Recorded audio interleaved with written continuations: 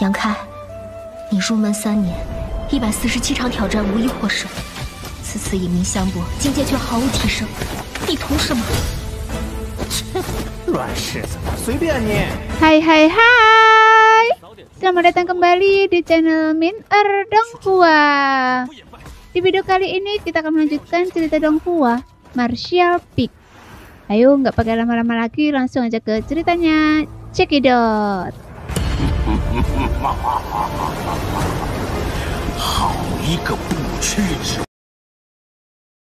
Suatu hari, Ningguang yang memimpin jalan tiba-tiba berhenti, merutkan kening dan mengamati sekelilingnya. Indra spiritualnya berkembang.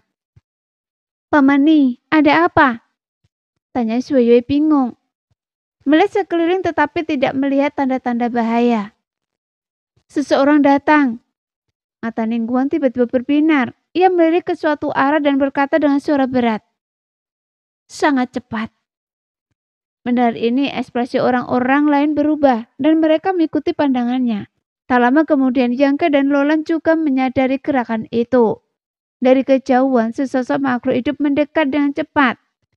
Dilihat dari fluktuasi aura mereka, mereka jelas merupakan master alam Raja Kekosongan. Dan bukan hanya satu, tapi 2. Sesaat kemudian, 2 seberkaca yang muncul di depan mata semua orang. Entah disengaja atau tidak, kedua orang itu menuju ke arah yang sama dengan Yang Ke dan rekan-rekannya. Dalam waktu singkat, jarak di antara mereka dengan cepat menyempit. Saat itu, Ningguang telah mengenali kedua orang itu. Wajahnya dingin. Mereka berdua... Mereka? Ekspresi Lolan memucat. Wajahnya tampak khawatir terhadap para pendatang baru. Yang Ke juga merutkan kening. Sebelum ia tiba, Sui Yue telah memperkenalkannya kepada para master alam Raja Kekosongan yang hadir. Jadi ia mengenali kedua orang itu. Yang satu pria Parubaya, yang satunya lagi pria Parubaya. Tetapi keduanya tidak terlalu terampil. Nama ketua itu adalah Kong Fa, seorang tetua tulang galaksi. Tulang galaksi adalah kekuatan besar di Bila Bintang, tetapi seperti faksi lain, sarang terbengkelai. Mereka terkena kejam. Sebagian besar orang yang berkumpul di kedua faksi ini adalah penjahat dan banyak pejuang yang telah melakukan kejahatan dan kekacauan di bintang-bintang kultivasi utama, tidak punya tempat lain untuk berlindung dan mencari perlindungan di sana. Aktivitas favorit mereka adalah menjelajahi wilayah bintang, merampok kapal perang terisolasi yang mereka temui. Mereka benar-benar bandit wilayah bintang. Aliansi pedang, bintang ungu dan kamar dagang yang Hengluo telah menderita kerugian yang tak terhitung jumlahnya di tangan kedua faksi ini. Selama bertahun-tahun yang tak terhitung jumlahnya, banyak kapal perang dalam pelayaran panjang lenyap tanpa penjelasan. Prajurit dan perbekalan yang menyertainya hilang sepenuhnya.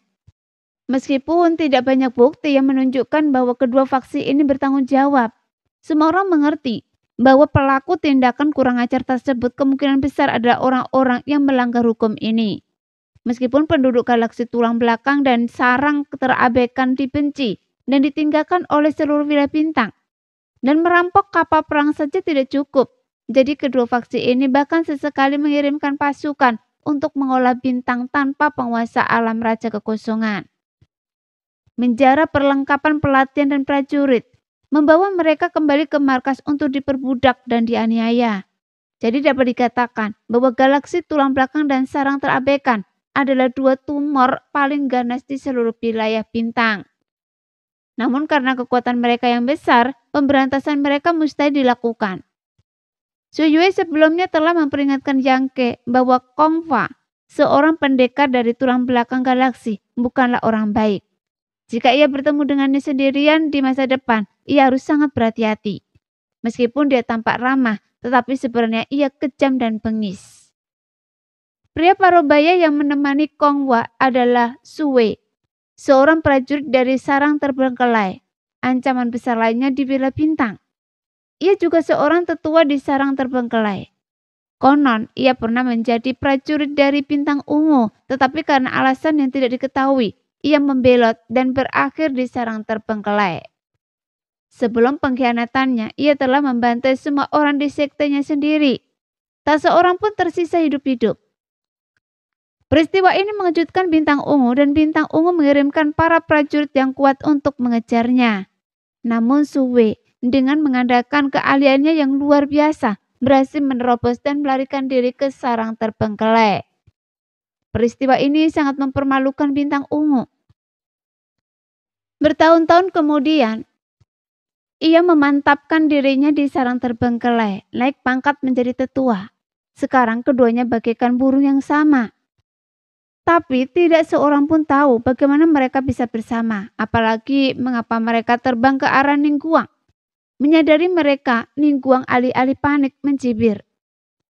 Ya, saya tak bisa bertindak gegabah di sini, tapi sekarang Anda sedang mencari mati. Jadi saya kabulkan keinginan Anda. Tetua Luo, saya akan menyuruh Anda menjerat salah satu dari mereka nanti, dan saya akan membunuh satu dulu, lalu bergabung kembali dengan Anda. Serahkan pada saya. Wajah cantik Lolan mengucat. Alansip pedang saya menyimpan dendam dalam terhadap mereka berdua. Dan karena kita sudah bertemu mereka di sini, tak ada alasan untuk membiarkan mereka pergi. Kalian berdua menjauhlah dan lindungi diri kalian. Ningguang menginstruksikan Yang Ke dan Sui Yue. Yang Ke dan Sui Yue mengangguk bersamaan dan bersiap untuk mengungsi. Karena pertempuran antara 4 Raja Kekosongan akan segera meletus. Itu akan menjadi pertempuran yang mengguncang dunia. Dan Yang Ke tak tertarik untuk terlibat. Tepat ketika Yang Ke dan Sui Yue bersiap untuk mundur, diam-diam Kong Fa yang terbang di atas berteriak keras. Apakah itu Tuani dari kamar dagang Heng Luo? Dia jelas mengenali Ningguang, tetapi ia tidak berniat menghindar. Sebaliknya, ia langsung menemuinya dan bahkan berinisiatif untuk menyapa. Adegan ini sangat tidak biasa, karena Kong Fa dan Sua Wei memiliki latar belakang yang sangat memalukan. Dan tangan mereka berlumuran darah banyak prajurit kamar dagang Heng Luo. Dalam keadaan normal, mereka tidak akan punya waktu untuk melarikan diri ketika bertemu Ningguang. Jadi bagaimana mungkin mereka berinisiatif untuk menemuinya dan jatuh ke dalam perangkapnya? Ningguang membeku sejenak. Alisnya sedikit berkerut. Ia bertanya-tanya apakah pihak lain sedang merencanakan sesuatu. Sambil diam-diam menatap Lolan untuk mendesaknya agar bertindak hati-hati. Ia mendengus dingin. Ya, itu saya. Kong Fa sangat gembira dan langsung berteriak.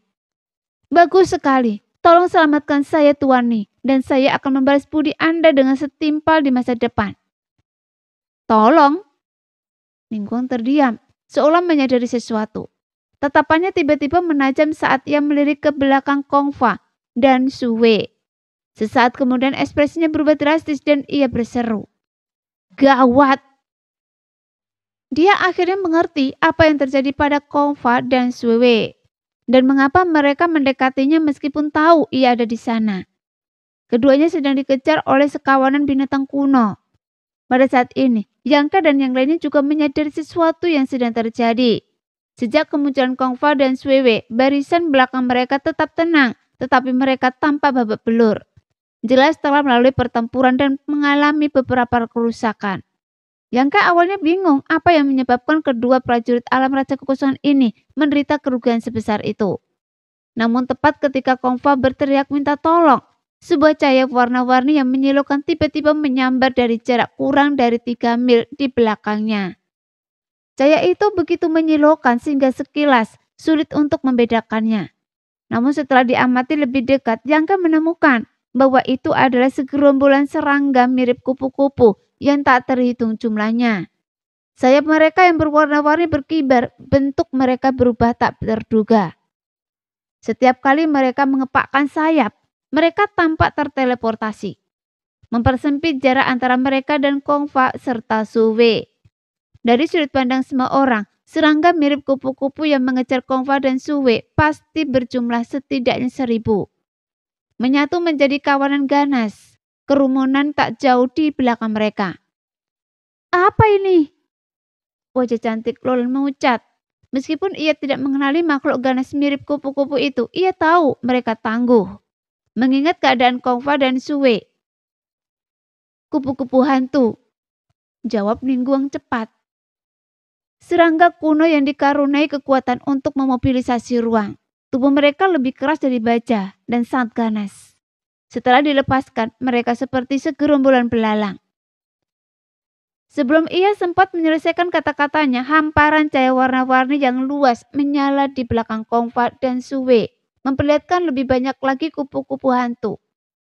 Skala kupu-kupu ini mungkin hanya ribuan, tetapi puluhan ribu. Setidaknya puluhan ribu sangat luar biasa, dengan cepat turun ke atas mereka. Sehingga pemandangan ini menjadi mengerikan. Setiap kepakan sayap mereka mengirimkan riak yang terlihat oleh mata telanjang, seolah-olah bahkan ruang angkasa itu sendiri terpengaruh. "Cepat!" teriak Ningguang. Dengan cepat menyalurkan energi sucinya, menyelimuti Sui Yue dan berlarikan diri. Tidak seperti Lolan, ia telah melakukan persiapan yang matang sebelum masuki tanah hilang dan menyadari keberadaan kupu-kupu hantu. Mengetahui sifat mereka yang tangguh dan ganas, setelah menyadari bahwa makhluk inilah yang mengejar Kongfa dan Sui Yue, tidak ragu lagi mencurahkan seluruh perhatiannya untuk melarikan diri. Melihat sikapnya, Yangke dan Lolan yang sepenuhnya menyadari gawatnya situasi, melepaskan teknik mistis mereka. Dengan cepat melarikan diri. Lolan, seorang master alam Raja Void, tentu saja tidak lambat dalam pelariannya. Meskipun tingkat kultivasi Yangke relatif rendah, ia memiliki keunggulan yang tak tertandingi oleh banyak prajurit. Baik kebugaran fisik maupun kekuatan esensi sucinya jauh melampaui rata-rata prajurit alam kembali kekosongan. Oleh karena itu, ia tidak kalah cepat dari Lolan dan mengejarnya dari dekat. "Tuani!" Kongfa berteriak dari belakang. "Semoga Tuani bisa membantu saya dan saudara Su melarikan diri." Ningguang murka dan tanpa menoleh ia melesat sambil berteriak. "Keluar! Kalau Anda berani mengikuti saya lagi, saya akan membunuh Anda." Dia sangat marah. Ia menghadapi situasi seperti ini bukan tanpa alasan dan pihak lain tanpa malu-malu mengikutinya. Mencoba mengelak sambil terus berteriak minta tolong.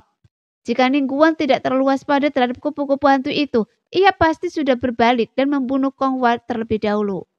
Karena ini jelas merupakan kesempatan sempurna untuk membunuh Kongfa. "Apakah Tuan ini benar-benar tak berperasaan?" Suara Kongfa tiba-tiba berubah dingin. "Tidak ada rasa kemanusiaan di antara saya dan kalian berdua." Ningguang mendengus. Kongfa terkekeh. "Karena Tuan ini tidak baik, jangan salahkan saya dan saudara Su karena tidak adil." Sambil berbicara, ia dan Sue bertukar pandang, dan saat mereka melarikan diri, masing-masing melancarkan teknik rahasia, menyerang Ningguang dari kejauhan. Kekuatan melonjak dan seberkas cahaya menyilaukan melesat di langit bagaikan meteor, langsung menghantam jalur Ningguang.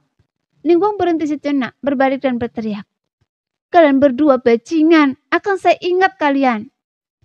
"Hina, tak tahu malu." Lolan melontarkan kutukan berbisa.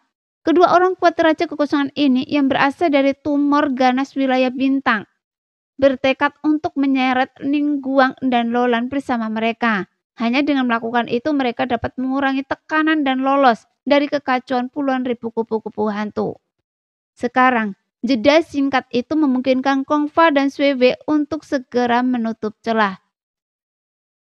Sementara kupu-kupu hantu yang mengikuti di belakang mereka semakin dekat. Setelah kutukannya jadi, Ningguang tidak berani berhenti, bahkan tidak punya waktu untuk membalas. Saat ia melanjutkan penerbangannya bersama Sui Yue, ekspresi Yangke menjadi gelap. Ia menyadari bahwa semuanya berjalan buruk. Dilihat dari situasi saat ini, hanya masalah waktu sebelum Ningguang dan Lolan terseret ke dalam keributan. Jika mereka terjerat oleh kupu-kupu hantu, mengingat kekuatan yang ditunjukkan monster-monster ini, ia dan Sui Yue akan berada dalam bahaya besar. Terlebih lagi dengan Kongfa dan Sui Yue yang licik dan berbahaya yang membuat masalah. Situasinya menjadi semakin rumit. "Tuani, karena semuanya sudah seperti ini, mengapa kita tidak bergabung dan melenyapkan monster-monster ini terlebih dahulu sebelum kita berurusan dengan hal lain?" Melihat rencana liciknya berhasil, Kongfa menghentikan ekspresi memohonnya sebelumnya dan mulai mempertimbangkan untuk bekerja sama dengan Ningguang. Ningguang tetap diam dengan ekspresi cemberut, hanya melirik Sui Yue dengan sedikit kekhawatiran. Dengan kultivasinya yang kuat di alam Raja Kekosongan tingkat kedua, ia tidak terlalu takut pada kupu-kupu hantu. Bahkan jika dikepung, ia memiliki peluang 80% untuk melarikan diri. Tetapi membawa Sui Yue bersamanya akan menjadi cerita yang berbeda. Dengan pemikiran ini, ia tiba-tiba mengirim pesan telepati kepada Sui Yue. Jika kita terpisah, pastikan untuk melindungi diri kalian. Sui Yue mengangguk tanpa terasa. Pada saat ini, Kong Fa dan Su Wei kembali melancarkan teknik rahasia mereka, memperlambat Ningguang dan Lolan. Untuk menjatuhkan kedua raja kekosongan ini, Kong Fa dan Su Wei jelas mengerahkan seluruh kekuatan mereka, melancarkan serangan terkuat mereka. Saat Ningguang dan Lolan menetralkan serangan mereka, Kong Fa dan Su Wei berada dalam jarak 9 kaki dari kelompok itu. Dan kupu-kupu ilusi yang tak terhitung jumlahnya yang mengejar mereka juga berada dalam jangkauan. Saya bersumpah, suatu hari nanti saya akan menghancurkan kalian berdua menjadi abu. Melihat tak ada jalan keluar, Ningguang melambaikan tangannya, mendorong Sui Yue menjauh, lalu berbalik sambil meraung. Tuan, kenapa Anda begitu marah? Kita selesaikan ini dulu. Jawab Kong Fa getir. Ekspresinya menjadi gelap sebelum ia menyelesaikan kata-katanya. Ketika Ningguang yang berdiri di hadapannya menyerangnya secara langsung, Kong Fa menjerit aneh dan meluruskan tangannya di depan, mengangkat perisai merah darah untuk perlindungan. Dengan dentuman serangan dahsyat itu menghantam perisai yang bersinar merah tua. Meskipun perisai itu menangkis serangan cepat Ningguang, guncangan susulannya tetap membuat Kong Fa terlempar mundur. Di tengah tatapan ngeri Kong Fa, ia terhuyung-huyung tepat ke dalam lingkaran kupu-kupu hantu yang tak terhitung jumlahnya. Area itu dipenuhi kupu-kupu berwarna-warni dan Kong Fa dengan cepat menghilang. Dari dalam lingkaran itu terdengar jeritan dan tangisan, disertai fluktuasi energi yang dahsyat. Sesaat kemudian, sesosok melayang ke langit. Sosok itu tak lain adalah Kong Fa yang lolos dari pertempuran. Namun dalam waktu singkat itu, ia tampak terluka parah. Seluruh tubuhnya berlumuran darah dan bahkan sebagian kecil hidungnya tampak hilang. Wajahnya dipenuhi lubang dan erosi. Pemandangan yang mengerikan. Ini menunjukkan betapa mengerikannya kupu-kupu ilusi ini. Sekarang kupu-kupu ilusi yang tak terhitung jumlahnya berkumpul menjadi satu kekuatan. Mengikutinya dari dekat seperti pilar cahaya warna-warni yang membumbung tinggi ke langit. Tanpa henti dan bertekad untuk memusnahkannya. Kong Fa setelah menuai hasil dari perbuatannya sendiri berada dalam kesulitan yang mengerikan. Ningguang dan Lolan yang terseret ke dalam kesulitan ini olehnya juga mengungkapkan kecemasan mereka. Mereka masing-masing memanggil harta pelindung mereka dan melepaskan rentetan teknis mistis, menyerang kupu-kupu ilusi di sekitarnya dengan ganas. Serangan para master alam raja kekosongan menghantam kupu-kupu ilusi dengan suara berdentang seperti logam yang beradu. Kawanan besar kupu-kupu ilusi jatuh dari langit, musnah. Namun semakin banyak rekan mereka yang terus berjatuhan dan area tempat mereka berada sepenuhnya dikepung. Hal yang sama terjadi pada Sui yang tetap diam sampai saat itu. Untuk sesaat keempat master alam raja kekosongan bertarung sendiri-sendiri, berusaha melindungi diri. Sui Yue yang sebelumnya telah diusir oleh Ningguang sekarang telah bersatu kembali dengan Yang Ke.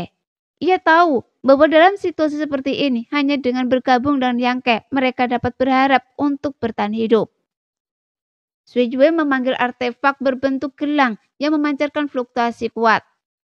Setelah diaktifkan, artefak itu berlipat ganda, lalu berlipat ganda menjadi 10, lalu 100. Dalam sekejap seluruh dunia tampak dipenuhi oleh hantu gelang itu. Jelas ini merupakan artefak tingkat raja kekosongan. Mengingat status dan posisi Sui Yue memiliki artefak tingkat raja kekosongan adalah hal yang wajar. Bahkan akan aneh jika ia tidak memilikinya. Namun kultivasinya terbatas. Jadi meskipun ia memiliki artefak tingkat raja kekosongan, artefak itu hanya akan berada pada tingkat yang lebih rendah. Di bawah pengaruh energi sucinya. Gelang hantu yang tak terhitung jumlahnya mengeluarkan suara dengungan dan mulai berterbangan seperti anak panah. Seketika menghentikan serangan kupu-kupu hantu yang menukik. Sesekali kupu-kupu hantu yang mati berjatuhan dari langit. Tetapi Sui Yue tidak senang melainkan terkejut. Kemudian dia berseru. Benda-benda ini memiliki pertahanan yang kuat. Bagaimanapun harta karun rahasia setingkat raja kekosongan memiliki serangan yang sangat dahsyat. Lagi pula Sui Yue bukanlah prajurit biasa. Ia memiliki kekuatan yang luar biasa. Namun karena serangannya yang tak mampu menghabisi semua kupu-kupu hantu yang menukik ke arah mereka, yang menunjukkan betapa dahsyatnya pertahanan serangga asing ini. Bersamaan dengan serangan Sui Yue, Yang Ke juga bergerak. Dengan jentikan kesadaran ilahinya, lebih dari 20 benang darah emas yang memancarkan cahaya kemasan dan merah pun muncul. Dalam rentetan putaran dan transformasi, mereka berubah menjadi monster darah. Ada kadal terbang api petir, ular ekor mahkota, laba-laba hantu api baja, burung vermilion, kura-kura kaisar bintang, katak iblis bermata 8, macan tutul langit ungu jiwa petir, dan banyak makhluk lain yang berdatangan. Begitu monster darah ini muncul, mereka berpencar, mengepung Yang Ke dan Sui Yue, membentuk lingkaran perlindungan yang kuat. Segera, di bawah kesadaran ilahi Yang Ke, mereka melancarkan berbagai serangan, menyerang kupu-kupu hantu di sekitarnya. Binatang-binatang darah mewarisi sebagian besar kemampuan binatang-binatang iblis ini semasa hidup mereka. Meskipun membutuhkan kendali, membuat mereka agak kaku. Mereka tak diragukan lagi merupakan penolong yang sangat baik dalam situasi seperti itu. Lebih dari 20 binatang darah dengan berbagai ukuran diluncurkan, langsung membentuk pertahanan yang tak tertembus, sangat meringankan tekanan pada Yang Ke dan Sui Yue.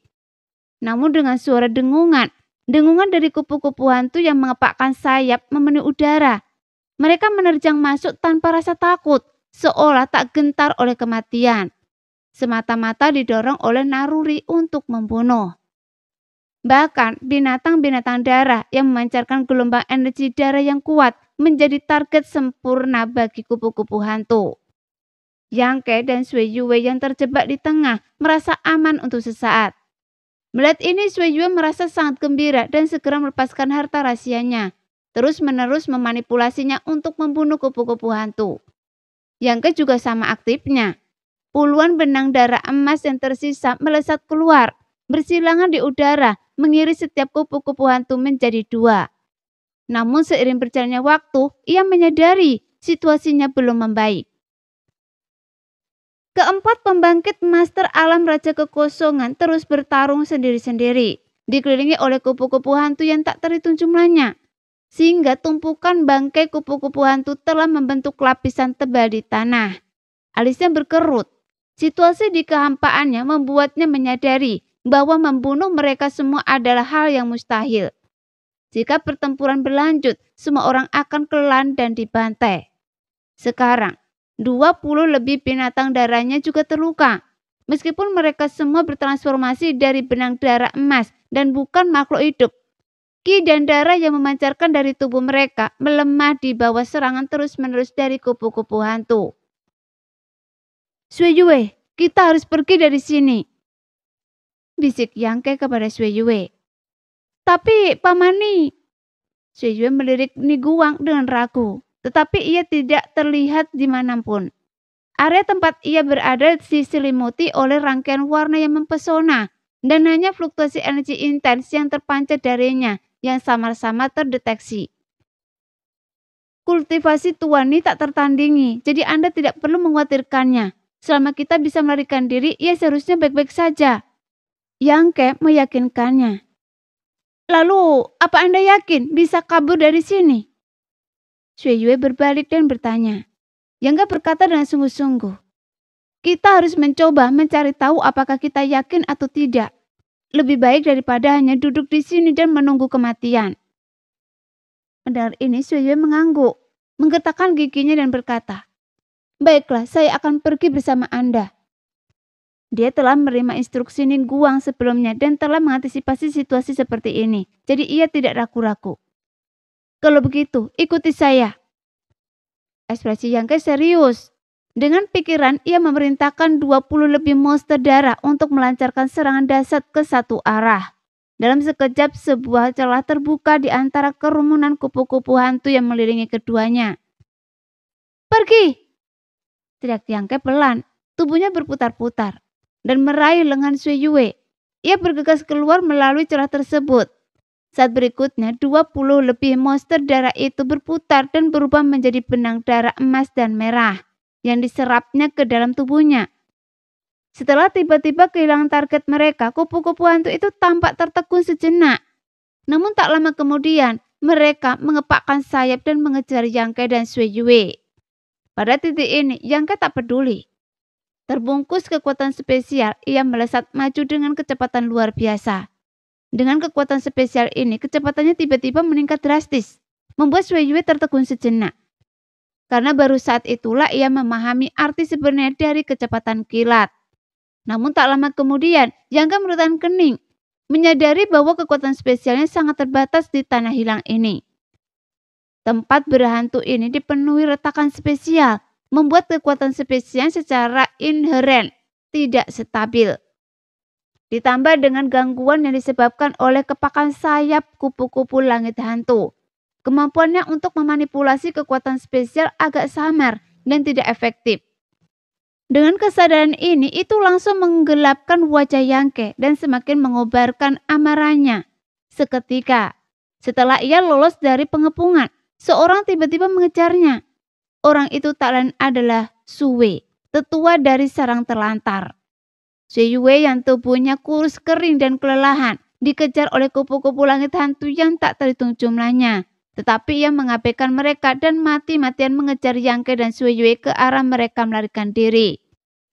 Bahkan ketika diserang, ia tidak menunjukkan niat untuk membalas, hanya menghindar dengan panik. Apa yang direncanakannya? Sui Yue merasakan ada yang tidak beres. Yang Ke mendengus dingin. Dia hanya mencoba menjadikan kita kambing hitamnya agar dia bisa melarikan diri. Apa pepatah ketika dikejar oleh musuh yang tak terkalahkan, jangan mencoba melarikan diri dari mereka. Larilah dari rekan Anda.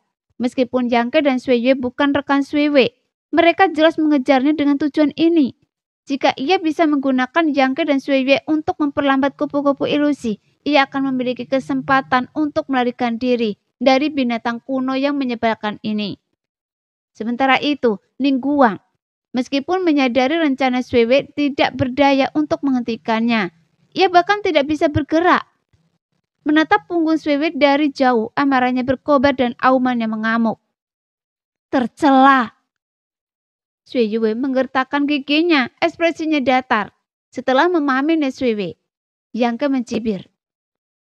Jika seseorang tidak bekerja untuk dirinya sendiri, ia akan dihukum oleh langit dan bumi. Ia ingin berkomplot melawan kita. Mari kita lihat apakah ia mampu. Jelas Yang Ke tetap tenang dan tak terpengaruh oleh tindakan Sui. Hanya dalam 10 tarikan nafas, Yang Ke dan Sui Yue telah menempuh jarak puluhan mil. Ning Guang dan yang lainnya tak terlihat. Di belakang mereka terdapat segerombolan kupu-kupu hantu diikuti oleh Sui. Dan Sui juga dikejar oleh lebih banyak kupu-kupu hantu. Saat mereka melarikan diri, pikiran Yang Ke melayang, mengamati sekeliling. Tak lama kemudian ia menemukan sesuatu dan bergegas ke arah tertentu, memimpin Sui Yue. Di arah itu sebuah celah spesial membentak melintasi kehampaan, tak terlihat oleh mata telanjang. Yang Ke yakin bahwa bahkan Sui dengan menggunakan indera ilahnya tak akan mampu mendeteksinya. Jika ia mengikuti langkahnya, ia kemungkinan akan menabrak celah itu dengan kepala terlebih dahulu, mengakibatkan kematian atau bahkan cedera parah. Ia sengaja membawa Sui Yue dan dirinya dalam jarak serang dari celah tersebut, menyesatkan Sui Yue. Namun ia tak pernah menyangka kupu-kupu hantu yang tak terhitung jumlahnya mengejarnya akan mendeteksi celah tersebut dan menghindarinya terbang dari kedua sisi. Jadi pemandangan ini tentu saja menangkap pandangan Sui dari belakang. Bagaimanapun Sui adalah master alam Raja Kekosongan. Secara alami memiliki pengalaman yang luas dan sangat berhati-hati. Meskipun ia tidak dapat mendeteksi celah spesial di dalam kehampaan, ia menyimpulkan dari pergerakan kupu-kupu hantu bahwa ada sesuatu yang salah. Jadi ia hanya mengikuti jalan yang telah diambil kupu-kupu hantu, menghindari celah spesial tanpa cedera. Saat ini Yang Ke hampir meledak marah. Ia tidak menyangka nyawa Sui akan diselamatkan oleh kupu-kupu hantu dalam situasi seperti itu. Seiring berjalannya waktu, kupu-kupu hantu di belakangnya dan Sui semakin mendekat. dan situasi terancam berkepung lagi. Pada titik ini, Sue sedikit lebih tenang. Kupu-kupu hantu yang mengejarnya dan Kongfa telah terpecah belah dan sekarang hanya tersisa segelintir. Dengan kemampuannya, pertarungan yang menentukan kemungkinan besar akan memusnahkan semua kupu-kupu hantu yang mengejarnya. Namun itu pasti akan mengakibatkan kerusakan yang signifikan pada kekuatannya dan bahkan cedera. Ini bukanlah yang ia inginkan. Di tanah hilang ini, ia harus selalu dalam kondisi prima untuk bersiap menghadapi bahaya apapun. Jadi, ia memang berencana mengeksploitasi Yang Ke dan Sue Yue. Tapi dia sedikit terkejut dengan kecepatan kedua pemuda itu. Tetapi ketika memikirkan identitas Sue Yue, ia merasa lega. Ia berasumsi bahwa kecepatan Yang Ke dan Sue Yue sepenuhnya berkat usaha Sue Yue. Tuan muda kamar dagang yang Luo itu pasti telah menguasai beberapa teknik rahasia yang luar biasa. Tapi hanya itu yang tersisa. Menatap kedua sosok yang hanya beberapa mil di depan, tatapan sinis melintas di mata Sue. Segera ia diam-diam mengaktifkan teknik rahasianya sendiri, membentuk segel tangan yang rumit. Sesaat kemudian, cahaya merah tua tiba-tiba memancar dari tubuh Sue. Seolah-olah kabut darah keluar dari pori-porinya. Saat itu juga kecepatan Sue meroket ke tingkat yang luar biasa. Dia menutup jarak beberapa mil dalam sekejap, lalu melampaui Yang Ke dan Sue Yue. Berlari cepat di depan mereka. Ini bukanlah akhir. Sue melancarkan serangan balik. Energi sucinya yang kuat berubah menjadi serangan, melemparkannya ke arah Yang Ke dan Sue Yue. Serangan ini tidak mengandung niat membunuh karena ia memang tidak berniat membunuh mereka. Ia hanya ingin mereka menunda kupu-kupu hantu. Sialan! Sue Yue meraung, melemparkan gelang itu ke depan, menangkis serangan Sue. Dengan suara dentuman, energi meletus dan gelang itu berkilat liar karena kekuatan dahsyat itu. Benturan hebat yang dihasilkan juga membuat Yang Ke dan Sue Yue melambat drastis, memaksa mereka untuk menenangkan diri. Sue tertawa terbahak-bahak, berbalik menatap Yang Ke dan Sue Yue dengan ekspresi jenaka. Dua anak muda berusaha untuk bertahan hidup. Dia tampak seperti orang yang telah berhasil dalam rencananya, kesombongannya tak tertandingi. Mau pergi? Wajah Yang Ke berubah dingin dan ia menatap langsung ke mata Sue. Mata kirinya tiba-tiba berubah menjadi keemasan dan kemudian kuncup teratai tiba-tiba muncul di pupilnya. Yang Ke membenci Sue karena memanfaatkannya untuk melarikan diri dan tentu saja tidak akan membiarkannya begitu saja. Memanfaatkan tawaan, arogan dan sikap santai Sue, ia melepaskan teknik rahasia teratai hidup. Namun sebelum ia selesai dengan centikan pergelangan tangannya, pedang tulang naga dicui melesat keluar. Diiringi raungan naga yang melengking, seekor naga hijau zamrud raksasa menggelengkan kepala dan ekornya, menejang ke arah Sue. Rahangnya yang berdarah memancarkan aura busuk, sangat beracun dan korosif. Senyum Sue membeku seketika dan matanya sedikit bergetar. Jelas dia tidak pernah membayangkan bahwa Yang Ke, seorang master alam kembali kekosongan, dapat melancarkan serangan yang begitu luar biasa. Saat berikutnya, ia merasakan gelombang kekuatan spiritual murni menghantam penghalang lautan kesadarannya, menghancurkannya dan menciptakan retakan. Kekuatan spiritual murni mengalir melalui retakan ke lautan kesadarannya, berubah menjadi bunga teratai, menyerap kekuatannya dan perlahan mekar, yang menyebabkan kepalanya sakit. Bahkan Sue tak kuasa menahan diri untuk berteriak. Buru-buru menenangkan pikirannya dan mengerahkan kekuatan lautan kesadarannya untuk melawan teratai aneh itu. Untungnya kultivasinya tidak lemah. Meskipun Yang Ke telah mengejutkannya, ia tidak sepenuhnya kalah. Begitu kekuatan lautan kesadarannya diaktifkan, teratai yang mekar pelan itu sepenuhnya ditekan. Namun butuh usaha untuk menghilangkannya. Tapi Sue tak sempat memperhatikan kelainan di lautan kesadarannya. Naga hijau besar itu telah membuka mulutnya yang berdarah dan menerkamnya. Di depannya ia sekecil semut. Melihat naga itu hendak melahapnya, Sue menggertakkan giginya. Cahaya merah tua di tubuhnya semakin kuat dan kecepatannya meningkat drastis, nyaris menghindari serangan naga itu. Ketika ia muncul kembali, ia berada 10 mil jauhnya, tetapi wajahnya sedikit pucat dan nafasnya cepat. Pertama, ia melarikan diri bersama Kongfa untuk waktu yang lama, lalu melawan kupu-kupu ilusi yang tak terhitung jumlahnya, lalu mengeksekusi 2 teknik rahasia yang melelahkan dan disergap oleh teknik rahasia teratai kelahiran Yangke. Bahkan sebagai seorang master alam Raja Kekosongan, ia merasa tekanan itu terlalu berat untuk sesaat. Dia berbalik dengan penuh kebencian, menatap Yangke dan Sui Yue yang diserang satu demi satu. Ia meraung dan ganas. Nah, lebih baik Anda berdoa untuk mati di sini, atau saya akan membuat Anda menyesal pernah dilahirkan. Sebagai seorang master alam Raja Kekosongan, ia begitu ceroboh hingga disergap oleh seorang junior alam kembali kekosongan. Dan ini sungguh penghinaan. Untungnya tidak ada orang lain yang menyaksikan kejadian itu, yang setidaknya membuatnya sedikit malu. Setelah luapan amarahnya, ia tidak ragu-ragu dan langsung melarikan diri. Sui tidak percaya Yangke dan Sui Yue bisa selamat dari serangan kupu-kupu ilusi yang begitu banyak. Bahkan ia sendiri dalam keadaan seperti itu tidak yakin bisa melarikan diri. Kalau tidak, ia tidak akan bersusah payah mengeksploitasi kedua junior itu. Yangke mendengus dingin, berhenti di tempatnya dan tidak bergerak maju. Terhambat oleh Sui, ia dan Sui Yue tidak punya cara untuk melarikan diri. Jumlah kupu-kupu hantu yang mengelilingi mereka kini berlipat ganda. Lagi pula Sui telah lenyap dan kupu-kupu hantu yang sebelumnya menyerangnya telah mengubah target mereka. Yangke sekali lagi melepaskan lebih dari 20 monster darah, mengepung mereka dan menarik perhatian kupu-kupu hantu. Naga hijau zamrud yang berubah dari pedang tulang naga juga bergabung dalam barisan, memancarkan kemegahannya.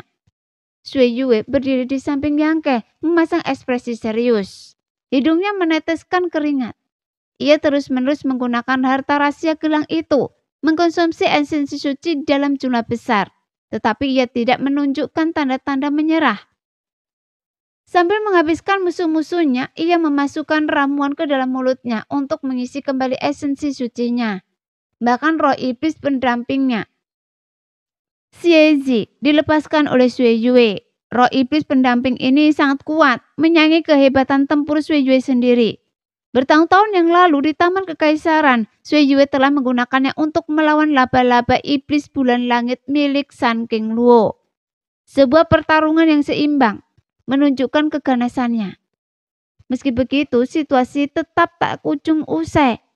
Cahaya yang terpancar dari monster-monster darah itu berkedip-kedip, seolah siap runtuh kapan saja, dan pertahanan mereka pun sempat berkurang. Kenapa Anda terlihat begitu acuh tak acuh? Sui Yue tiba-tiba menoleh ke arah Yangke dan ekspresi bingung. Tangannya terus-menerus bergerak, melepaskan teknik-teknik mistis yang kuat yang secara konsisten membunuh kupu-kupu hantu, mengurangi tekanan pada monster-monster darah itu. Baru saat itulah ia menyadari ketenangan Yangke, tanpa kegugupan yang biasanya dirasakan seseorang dalam situasi genting. Apa yang saya khawatirkan? Yangke terkekeh, membalas sambil memanipulasi benang-benang darah emas, membunuh kupu-kupu hantu itu dengan tepat. Apa Anda tidak takut mati?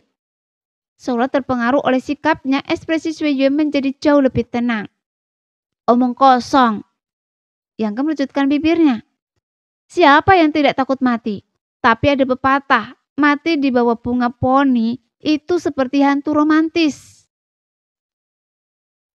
Sekian dulu cerita kali ini, kita lanjut lain hari ya guys ya. Bye-bye.